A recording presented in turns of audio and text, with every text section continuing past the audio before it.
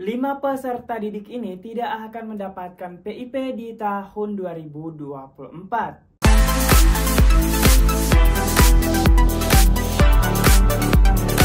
Assalamualaikum warahmatullahi wabarakatuh. Selamat datang di channel gua Rahman. Di video kali ini kita kembali membahas tentang PIP. Khususnya di sini saya akan membahas tentang 5 peserta didik yang tidak akan mendapatkan bantuan PIP di tahun 2024. Tetapi sebelum kita lanjut ke pembahasannya, buat teman-teman yang belum klik tombol subscribe, jangan lupa klik tombol subscribe terlebih dahulu sebelum kita lanjut ke pembahasannya. Jadi di video kali ini saya akan membahas kurang lebih 5 peserta didik yang tidak akan mendapatkan bantuan PIP di tahun 2024 ini. Sebelum kita lanjut ke pembahasannya, saya mau ingatkan dulu kepada teman-teman agar menonton video ini sampai selesai, karena bisa jadi teman-teman ada di salah satu dari kelima peserta didik ini yang tidak akan mendapatkan PIP di tahun 2024 ini. Jadi jangan lupa disimak sampai selesai. Nah teman-teman, 5 peserta didik yang tidak akan mendapatkan PIP di tahun 2024. Yang pertama yaitu peserta didik yang tidak layak dapat PIP. Jadi ada beberapa kriteria siswa yang dinyatakan layak mendapatkan PIP. Mari kita lihat teman-teman kriteria siswa yang dinyatakan layak mendapatkan PIP. Ini ya teman-teman kategori siswa yang bisa dinyatakan layak PIP di pihak sekolah. Jadi di sini kurang lebih ada beberapa poin. Jadi ada beberapa alasan kenapa siswa bisa dinyatakan layak PIP. Yang pertama yaitu pemegang PKH, KPS, dan KKS. Jadi jika teman-teman salah satu pemegang PKH, KPS atau KKS, maka bisa dinyatakan layak PIP oleh pihak sekolah. Jadi buat teman-teman yang akan masuk di sekolah baru harus mencantumkan apakah teman-teman sebagai penerima PKH, KKS, atau KPS agar teman-teman bisa ditandai layak mendapatkan PIP di sekolah baru yang akan teman-teman tempati untuk bersekolah. Jadi sehingga itu lebih bisa memungkinkan teman-teman dapat PIP untuk tahun-tahun berikutnya.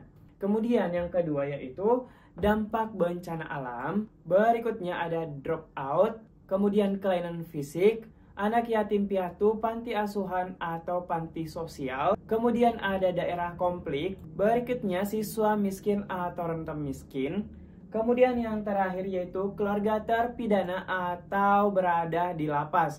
Jadi itu beberapa peserta didik yang bisa dinyatakan layak PIP oleh pihak sekolah. Jadi jika teman-teman merasa layak untuk mendapatkan PIP, jangan lupa hubungi pihak sekolah. Yang kedua yaitu NIK tidak valid di Dukcapil. Jadi teman-teman perlu mengetahui bahwasanya Dukcapil, kemudian Kementerian Sosial, serta Dinas Pendidikan itu langsung satu server teman-teman. Jadi jika ada dari salah satu data teman-teman di 3 dinas terkait, maka itu akan langsung mempengaruhi apakah teman-teman akan mendapatkan PIP atau tidak. Salah satunya ini dia, dinyatakan NIK tidak valid di Dukcapil. Padahal peserta didik ini teman-teman dinyatakan layak dapat PIP tetapi tidak mendapatkan PIP dikarenakan NIK-nya bermasalah atau tidak valid di Dukcapil. Jadi bagaimana solusinya? Teman-teman bisa mendatangi Dinas Catatan Kependudukan di daerah teman-teman masing-masing untuk mempertanyakan atau memvalidasi apakah NIK teman-teman itu berbeda di Dinas Pendidikan dan di Dukcapil teman-teman. Jadi harus satu NIK satu orang. Kemudian yang ketiga yaitu umurnya melebihi dari kriteria penerima PIP. Jadi ini dia salah satu siswa yang dinyatakan layak PIP, kemudian NIK-nya valid di Dukcapil, sekaligus dia terdaftar di data terpadu Kementerian Sosial, tetapi teman-teman umurnya melebihi dari kriteria penerima PIP. Jadi di sini ada keterangannya. Saya akan perlihatkan di sini teman-teman ya. Di sini ada bacaan invalid usia. Jadi di luar 6 sampai 21 tahun berdasarkan tahun berjalan tahun lahir. Jadi buat teman-teman yang melebihi usia dari kriteria penerima PIP, itu juga bisa mengakibatkan kenapa teman-teman tidak mendapatkan PIP.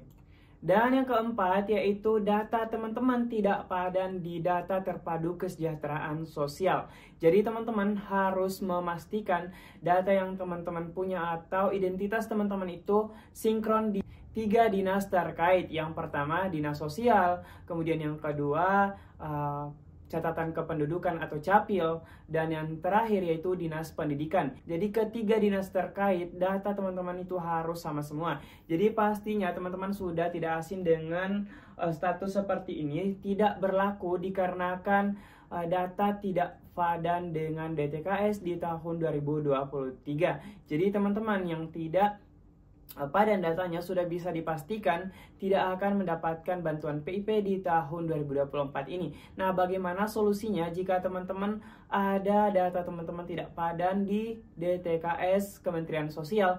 Salah satunya teman-teman bisa menghubungi operator sekolah supaya teman-teman bisa mengetahui apa sih penyebabnya kenapa tidak padan. Apakah teman-teman NIK-nya bermasalah atau bisa jadi teman-teman NISN-nya bermasalah, atau tanggal lahir bermasalah, atau nama ibu kandung teman-teman yang biasanya tertukar juga. Itu juga bisa mempengaruhi kenapa data terpadu kesejahteraan sosial teman-teman itu tidak padan pada saat teman-teman melakukan pengecekan data penerima PIP. Jadi data teman-teman harus sinkron di 3 dinas terkait.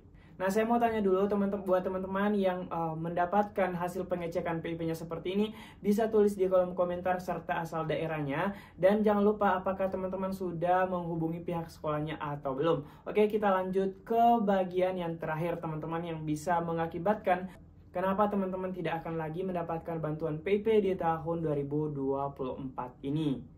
Nah, yang terakhir yaitu belum diusulkan oleh dinas terkait di daerah teman-teman. Ini dia 3 peserta didik yang dinyatakan layak PIP karena teman-teman di sini NIK-nya valid, kemudian NISN-nya valid, dan dia ternyata bisa diusulkan karena penghasilan orang tuanya di bawah standar yang seharusnya. Jadi di sini ada keterangan bisa diusulkan, tetapi belum diusulkan oleh Dinas Pendidikan Kabupaten atau Kota teman-teman. Nah, ini peserta sudah diusulkan dan dinyatakan layak PIP oleh pihak sekolah. Jadi peserta ini sisa menunggu pihak kabupaten atau pemerintah kabupaten untuk diusulkan supaya mendapatkan PIP.